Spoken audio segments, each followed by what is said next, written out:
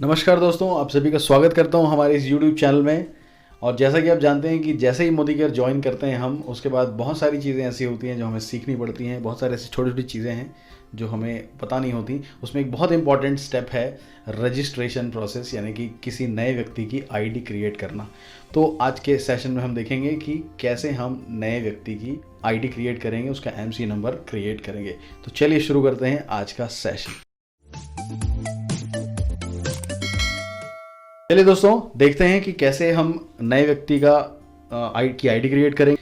तो सबसे पहले हम देखते हैं कि हमें कौन कौन सी चीज़ों की ज़रूरत पड़ेगी। रिक्वायर्ड क्या क्या है। सबसे पहले आइडेंटिटी प्रूफ हमें चाहिए होगा, एड्रेस प्रूफ हमें चाहिए होगा, ये आधार कार्ड हो सकता है, ड्राइविंग लाइसेंस हो सकता है। इन सब की फ़ोटोग्राफ्स, किसी एक चीज़ की फ़ोटोग्राफ हमें चाहिए होगी, फ्रंट और बैक दोनों, जिसमें एड्रेस भी हो और फोटो आईडी भी हो। इसके अलावा पैन कार्ड चाहिए होगा, mobile number, alternate mobile number, एक ईमेल आईडी, बैंक का पासबुक या उनका कैंसल्ड चेक की फ़ोटो, और ऑब्वियसली स्मार्टफोन, अगर आप स्मार्टफोन से रजिस्ट्रेशन कर रहे हैं तो चलिए शुरू करते हैं। तो सबसे पहले दोस्तों, हम अपने मोबाइल एप्लीकेशन, अगर हमारे पास डाउनलोड हो गया है तो मोबाइल एप्लीकेशन को ओपन करेंगे। अगर नहीं हुआ है तो प्ले स्टोर से मोदी केयर का ऑफिशियल ऐप डाउनलोड करेंगे। पहले उसको ओपन करने के बाद इस पेज में आने के बाद सबसे पहले हमें रजिस्ट्रेशन करने के लिए प्रेस रजिस्टर करना है, यानी कि आप नीचे देख पा रहे हैं रजिस्टर का साइन, वहाँ पे रजिस्टर लिखा हुआ है, वहाँ पे क्लिक करेंगे और आप इस पेज में आ जाएंगे, बिकम अ कंसल्टेंट। उसके बाद आप देखेंगे I am 18 years and above में ऑलरेडी वो क्लिक होगा। आपको I accept all terms and condition में क्लिक करना है और स्पॉन्सर्स एमसीए नंबर डालना है, यानी जिस व्यक्ति के नीचे आपको आईडी लगानी है उस व्यक्ति का एमसीए नंबर यहाँ पे डालना है।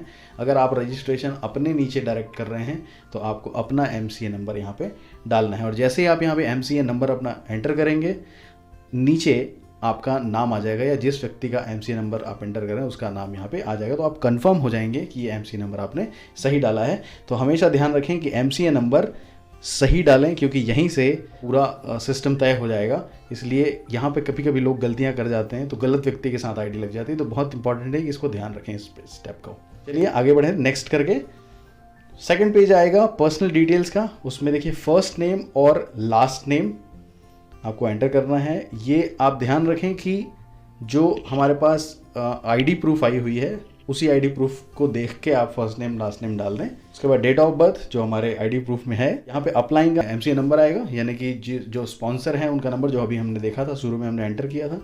और अगर को एप्लीकेंट चाह रहे हैं अगर हम चाह रहे हैं, मान लीजिए कभी कभी कोई किसी व्यक्ति का आप आईडी लगा रहे हैं तो उनकी वाइफ हो सकता है वो को एप्लीकेंट होना चाह रही हैं, या किसी लेडी का आप रजिस्ट्रेशन कर रहे हैं तो उनके हस्बैंड को एप्लीकेंट बनाना चाह रहे हैं, तो यहाँ पे क्लिक करके आप उनको को एप्लीकेंट बना सकते हैं।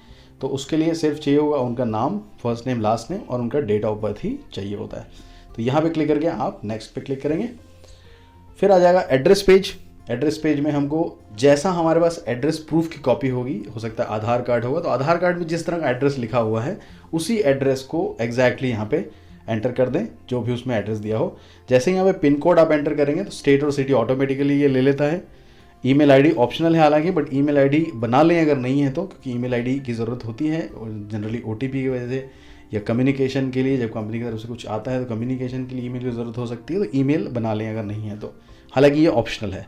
मोबाइल नंबर डालेंगे, और अभी अल्टरनेट मोबाइल नंबर भी कंपलसरी हो गया है, क्योंकि चूँकि बहुत सारे लोग अभी ऑनलाइन ऑर्डरिंग करते हैं, तो ऑनलाइन ऑर्डरिंग के दौरान कभी कभी मोबाइल नंबर लगता नहीं है डिलीवरी बॉय के लिए।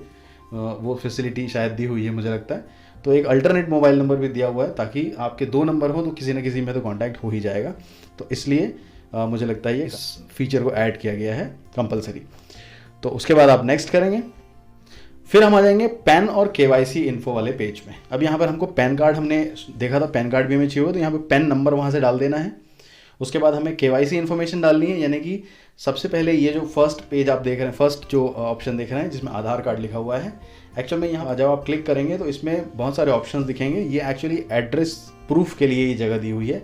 तो यहाँ पर आपको करना है कि कोई भी एक ऑप्शन सेलेक्ट करना है, इसमें बहुत सारे ऑप्शंस होते हैं। आधार कार्ड ज़्यादातर लोग सेलेक्ट कर सकते हैं, क्योंकि बहुत सभी के पास आधार कार्ड होता ही है। तो आधार कार्ड यहाँ पे क्लिक करेंगे और सेलेक्ट करेंगे, और उसके बाद डॉक्यूमेंट नंबर के जगह पे आधार नंबर हम डालेंगे। अगर मान लीजिए आप ड्राइविंग लाइसेंस सेलेक्ट कर रहे हैं यहाँ पे, तो आपको ड्राइविंग लाइसेंस का नंबर यहाँ पे डॉक्यूमेंट नंबर की जगह में डालना होगा।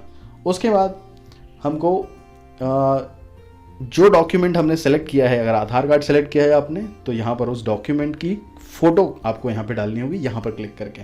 तो वो आपके फ़ोटो गैलरी में शायद स्टोर होगी ऑलरेडी। मान लीजिए जिसका आप आईडी बना रहे हैं तो उसके सारे इन्फॉर्मेशन आप लेके रखें, सारे उनके डॉक्यूमेंट्स लेके रखें और अपने फ़ोन में आप रखें स्टोर, और यहाँ से क्लिक करके यहाँ पे अपलोड करें।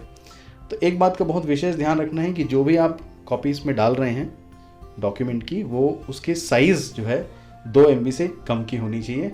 2 MB से अगर ज़्यादा की साइज़ होगी उस फाइल की तो वो इसमें अपलोड नहीं होगा, ये वार्निंग आ जाएगी आपको। इसलिए ध्यान रखें कि इसकी साइज़ 2 MB से नीचे हो। इसका बहुत आसान तरीका है, जब भी हम किसी से डॉक्यूमेंट मांगते हैं तो ऑब्वियसली हम लोग व्हाट्सएप के थ्रू डॉक्यूमेंट शेयर करते हैं आजकल। तो अगर कोई व्यक्ति अपने मोबाइल कैमरा से फ़ोटो खींच के अपने डॉक्यूमेंट को आपको भेजता है तो निश्चित है कि वो व्हाट्सएप के थ्रू जब आ रहा है तो उसकी साइज़ ऑटोमेटिकली रिड्यूस हो चुकी होगी। अगर आप अपने फ़ोन से फ़ोटो खींच रहे हैं उनके डॉक्यूमेंट का, तो अगर आपको साइज़ रिड्यूस करना है तो आप उसको अपने व्हाट्सएप के थ्रू शेयर कर दीजिए उनको और वापस उनसे ले लीजिए। तो ये साइज़ रिड्यूस करने का बहुत ईजी तरीका है, क्योंकि आजकल हमारे जो स्मार्टफोन है वो बहुत ज़्यादा हाई रेजोल्यूशन के कैमरा उसमें होते हैं, तो बहुत बड़ी साइज़ होती है फ़ोटो की। तो इसलिए डायरेक्टली फ़ोटो जो खींचा हुआ फ़ोटो है हमारे फ़ोन से, वो उसकी साइज़ अक्सर बड़ी होगी, तो इसका ध्यान रखें। फिर हम चलते हैं, यहाँ पे आईडी प्रूफ के लिए जगह दी हुई है। तो यहाँ पर सेम अगर आधार कार्ड का आप ऑप्शन ले रहे हैं तो आधार कार्ड का जो फ्रंट साइड है जहाँ पे फ़ोटो होती है हमारी, वो वाला साइड यहाँ पे सेलेक्ट करेंगे। तो यहाँ पर आधार कार्ड ही सेलेक्ट करेंगे, दूसरा डॉक्यूमेंट नंबर सेम डालेंगे, आधार का नंबर अपना, और यहाँ पे जब सेलेक्ट करेंगे तो अपना डॉक्यूमेंट, लेकिन जो फ़ोटो वाला साइड है वो सेम। यहाँ पे भी साइज़ का जो है इंपॉर्टेंस है कि 2 MB से कम होना चाहिए। फिर हम नेक्स्ट करके आगे बढ़ जाएंगे अगले पेज में। और लास्ट यानी कि NEFT इन्फॉर्मेशन यानी कि बैंक डिटेल्स यहाँ पे हमको डालनी है, क्योंकि अगर ये डिटेल हम फिल नहीं करेंगे इस पेज में तो हमको जो पैसा आता है हमारे अकाउंट में वो नहीं आएगा। तो ये बहुत इंपॉर्टेंट पेज है।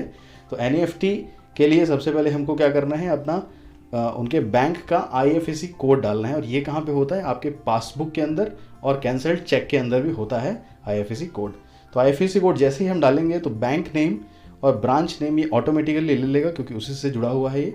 उसके बाद हम कंसल्टेंट का नाम लिखेंगे जो बैंक पासबुक में या चेकबुक में लिखा हुआ है। मान लीजिए मेरा नाम ललित कुमार साहू है और मैंने बैंक पासबुक में अपना नाम ललित साहू लिखा हुआ है, तो मुझे यहाँ पे ललित साहू लिखना चाहिए। तो जैसा उसमें लिखा हुआ है बैंक पासबुक में, वैसा ही नाम सेम टू सेम यहाँ पे लिखे। फिर अकाउंट नंबर अगेन आपके पासबुक में ही दिया होगा, उसको कंफर्म करें दोबारा टाइप करके अकाउंट नंबर को।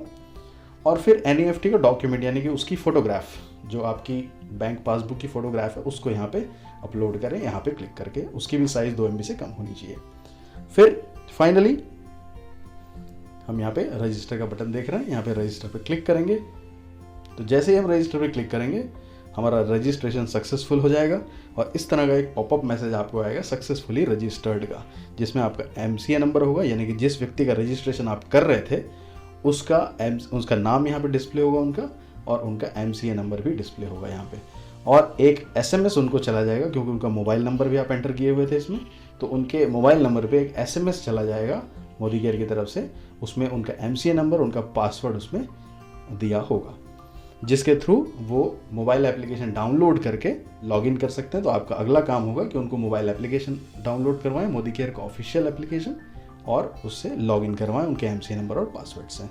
अब देखिए दोस्तों, कुछ इंपॉर्टेंट चीज़ें हमने डिस्कस की, उसके बारे में फिर से एक बार बता देता हूँ कि किन चीज़ों का हमें ध्यान रखना चाहिए।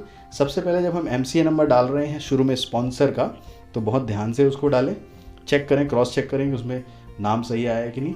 जब हम नेम और एड्रेस डाल रहे हैं तो जो डॉक्यूमेंट हम डाल रहे हैं उस डॉक्यूमेंट के हिसाब से ध्यान रख के सेम टू सेम डालें, जैसा नाम है और जैसा एड्रेस है।